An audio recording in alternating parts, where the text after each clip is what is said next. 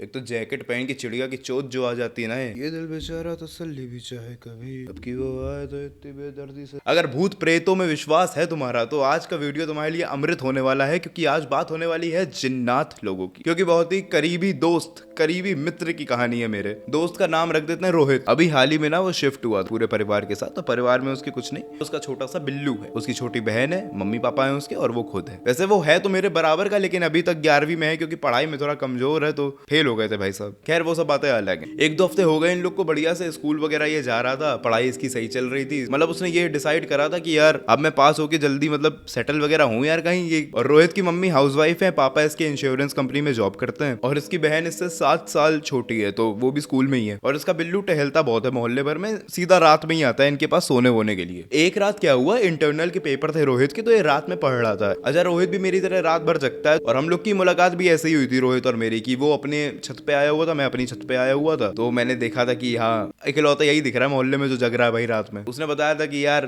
किस्मत के लगे पड़े हैं, फेल हो गया हूँ मैं वापस। अबे यार दाना हो गया क्या यहाँ पे। और रोहित रात में पढ़ रहा होता है, तो उसको आवाज आती है कि छत पे कोई पत्थर फेंक रहा है उसके। तो उसको एक बार को लगा कि मैं कर रहा हूँ ऐसा, तो वो छत पे आया भी होगा, लेकिन मैं नहीं था छत पे उस वक्त। अगले दिन उसने मुझसे डिस्कस करा, तो मैंने कहा भाई मैं फोन करूंगा, पत्थर क्यों फेंकूंगा तुम। और जिस दिन उसने मुझसे डिस्कस करा है, उसी दिन की दोपहर को उसकी मम्मी को ऐसा लगा कि उसकी छत पे कोई पत्थर फेंक रहा है। तो मम्मी ने भी ऊपर जाके देखा कि बंदर वगैरह तो नहीं आ गया, कपड़े वगैरह फैले हटा ले भाई, लेकिन कोई था नहीं छत पे। पत्थर पड़े थे, पत्थर जरूर पड़े थे, लेकिन कोई था नहीं छत पे। खैर ऐसा हुआ, और ऐसे 4-5 दिन तक लगातार उनके घर में लगता रहा। कभी उनके पापा को लगता, कभी वही रोहित को लगता रात में। तो ऐसा लग रहा था कि कोई पत्थर वगैरह फेंक रहा है। ऐसा 1 हफ्ता तक कंटिन्यू रहा। अब कुछ घरों की आपने छत देखी होगी, तो छत का जो बॉर्डर होता है वो काफी वाइड होता है, थोड़ा चौड़ा, तो वहां पे लोग गमले रख लेते हैं अपना डेकोरेशन वगैरह के लिए। तो वो इनके 1-2 गमले गिर गए छत से नीचे सड़क पे। तो इनको लगा कि इनके बिल्लू ने बदमाशी करी है। फिर एक रात इन लोग को वापस से गमला गिरने की आवाज आई सड़क पे, और इन्होंने बिल्लू को चिल्लाया, लेकिन बिल्लू तो इनके साथ सोता है रात में। देन ये हुआ कि भाई ऐसा क्यों हो रहा है बार बार। पहले पत्थर की आवाज आई है, फिर पत्थर मिले भी हैं, उसके बाद गमलों वाला किस्सा हो गया है। और उस वक्त मेरे से भी बताता था ये कि हर्षित भाई ये हो रहा है यार, वो हो रहा है, घर पे थोड़ा डर सा लग रहा है। मैं इससे यही कहता था कि बिल्ली ने गमले गिरा दिए होंगे, बच्चे ने पत्थर फेंक दिए होंगे, क्योंकि मैं इतना मानता नहीं था उस वक्त। भाई मैं सिर्फ तब तक नहीं मानता था जब तक मुझे एक दोपहर ऐसा दृश्य देखने को मिला कि रोहित और मैं अपनी अपनी छत पे खड़े थे भाई। और भाई अपन लोग ना ऐसे ही फिजूल की बातें कर रहे थे कि यहाँ बॉलीवुड अच्छा है कि हॉलीवुड अच्छा है, जो भी। और भाई बातचीत के बीच में ही मेरी आंखों के सामने उसके बॉर्डर में एक गमला अपने आप से खिसका और सड़क पे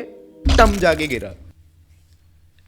रोहित और मैं एक दूसरे की शक्ल देखते रह गए कि बहन ये क्या हुआ है। सच में हुआ कि वहम था हम दोनों का। तो मुझे लगा कि यार ये जो हुआ है ये बिल्ली का काम तो नहीं हो सकता, क्योंकि बिल्ली अदृश्य नहीं हो सकती है। भाई हॉलीवुड बॉलीवुड सब भाड़ में घुस गए। मैंने अपने फोन में तुरंत हनुमान चालीसा चलाई कि भाई इसके घर से मेरे घर में ना फान जाए। उसके बाद उस शाम को मैं भी इसके घर गया था, मतलब साथ में हम लोग ने सोचा और डिस्कस करें, जो देखा है मम्मी पापा को इसके बताएं। और इसके पापा को बुला लिया था उस शाम को मम्मी ने इसकी, और हम लोग ने दोपहर में कुछ खावा लिया था। तो इसने बोला था भाई शाम को घर आ जाना, तो ये भाई जब शाम को घर आओगे तभी खा पी लेंगे अपन लोग घर पे ही। अच्छा, रोहित और मैं बैठे थे, अंकल भी बैठे थे, आंटी भी बैठी थी, ये सब बात वगैरह हो रही थी कि गमला वगैरह ऐसा हुआ जो भी। अंकल ने भी बोला कि बेटा 1-2 बार आवाज तो मुझे भी आई है पत्थरों की, मैं देखने नहीं गया, वो अलग बात है। तो ऐसी बातचीत चल रही थी। उसके बीच में इसकी मतलब बहन आ गई। बहन का नाम रख लो सिमरन, नाम रख लेते हैं, ठीक है। तो आंटी ने सिमरन से, मतलब उसकी छोटी बहन से बोला कि जाओ खाना ले आओ। देखो भले ही सिमरन छोटी थी, लेकिन उसको इतना तो आता था कि खाना वगैरह कैसे लगाते हैं थाली में। और किचन इनका ऊपर के फ्लोर में था, तो सिमरन भाई गई खाना वगैरह लेने। हम लोग बातचीत कर रहे थे ऐसे ही, और एकदम से सिमरन की चिल्लाने की आवाज आती है बहुत कस के। तो हम चारों भागते हैं ऊपर की तरफ, पैनिक होगी कि भाई क्या हो गया। और वहां पे हम लोग ये देखते हैं किचन के बाहर सिमरन कोने में ऐसे आंख बंद करके खड़ी हुई है, डर के शिवर कर रही थी भाई, वो कांप रही थी भयंकर। तो पहले भाई हम लोग सिमरन के पास ही दौड़ के गए कि क्या हो गया बेटा। उसने बस किचन की तरफ उंगली करी डर के। और भाई जब हम लोग ने किचन में जाके देखा है, तो वहां पे मांस और खून था बर्तनों में।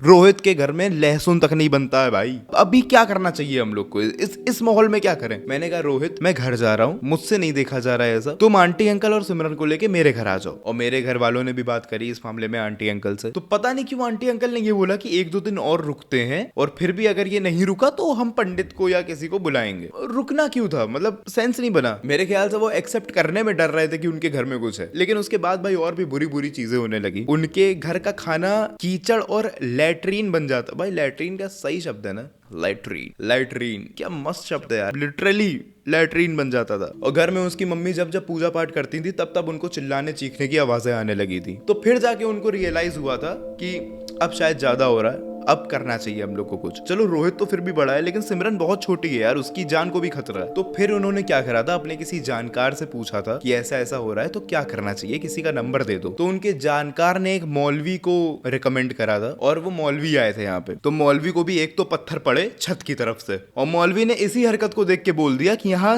एक जिन्नात नहीं जिन्नातों का साया है। वह रोहित की तो तशरीफ ही फट गई थी, हर्षित भाई मैं इतने दिनों से जिन्नात के साथ रह रहा हूँ। तो मौलवी ने बोला तुम लोग बाहर रहना, अंदर मत आना, क्योंकि आक्रमण भी कर सकते हैं लोग इस वक्त। तो मौलवी अकेले गए थे अंदर, कुछ तो वो मतलब रिसाइट कर रहे थे, मंत्र कहेंगे क्या। और भाई घर में जो हलचल मच रही थी अंदर सब सुनाई दे रहा था भाई, सब कुछ सुनाई दे रहा था। रोहित मेरे कान में कहता कि भाई सारे जिन्नात भी चले जाए फिर भी हम इसके अंदर तो नहीं जा रहे हो। तो मौलवी ने बाहर आके कुछ बताया कि ये किसी प्रकार के जिन्नात है। तो हमें लगा जिन्नात के भी प्रकार होते, तो वो लोग मेरे ख्याल से काफी उच्च प्रजाति के जिन्नात थे और वो लोग छोड़ने को तैयार नहीं थे उस घर को, क्योंकि उनका ऐसा मानना था कि ये हमारा इलाका है तो यहाँ पे तुम लोग हो बाहर के। तो मौलवी ने यही बोला कि कुछ प्रबंध करते हैं हम लोग। प्रबंध तो नहीं बोला था, कुछ और बोला था, कुछ बोला था कि हाँ कुछ जुगाड़ करते हैं। मौलवी वापस नहीं आए थे, I don't know why, but नहीं आए थे। फिर 4-5 दिन बाद एक पंडित जी आए थे यहाँ, और रोहित के पेरेंट्स और उसकी बहन 4-5 दिन तक मेरे यहाँ रह रहे थे। पंडित ने बोला था इस घर के आंगन में हवन करना पड़ेगा, उसके बिना कुछ भी सही नहीं होने वाला है यहाँ पे। साला तब से मैं बोलता रहा, अभी जाके देखा मेमोरी फुल हो गई है मेरी। हम लोग ने बोला ठीक है भाई जो करना है करो, पैसे बता दो कितने। उन्होंने तुरंत बोला कि नहीं पैसे तो नहीं लगेंगे, लेकिन इस घर के जितने सदस्य हैं, रोहित, उसकी छोटी बहन सिमरन और रोहित के माँ बाप, सबको